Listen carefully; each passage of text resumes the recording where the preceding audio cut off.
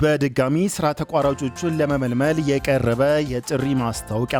እንደሚታወቀው የአዲስ አበባ ከተማ አስተዳደር ቤቶች ልማትና አስተዳደር ቢሮ የቤቶች ልማት ኮርፖሬሽን በመመሪያ ቁጥር 180/2017 በቤት ልማት ላይ ለመሳተፍ ፈቃደኛ የሆኑ የስራ ተቋራጮች መመዝገቡና በርካታ ስራ ተቋራጮች የቴክኒካል ፍላጎት መግለጫ መሰረት ሰነድ ማስገባታቸው ይታወቃል። ሆኖም ግን በምልመላ ወቅት ትኩረት የሚያስፈልጋቸው ጉዳዮች በመኖራቸው መመሪያውና ሂደቱ ሙሉ ለሙሉ ተሰርዟል።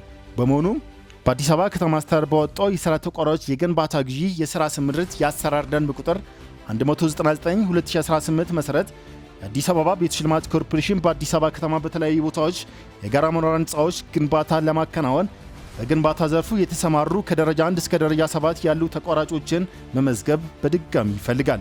በዚህ መሰረት በወጣው የምዝገባ መስፈርት የምታሟሉ ስራ ተቋራጮች ምዝገባው በኦንላይን ብቻ የሚደረግ በመሆኑ በተቋሙ ድረገጽ www.aahdcgeneral.et በመግባት ሲስተሙ ላይ የሚጠየቁ ሰነዶችን በማሟላት መመዝገብ እንደምትችሉ እያሳወቀን ምዝገባው ይህ ማስታወቂያ ከወጣበት ቀን ጀምሮ ባሉት 5 ተከታታይ ቀናት ብቻ ማለትም ከ17/03/2018 ዓ.ም እስከ ዳር 21/03/2018 ሌሊት 6 ሰዓት ድረስ ብቻ የሚቆይ መሆኑን እናሳውቃለን።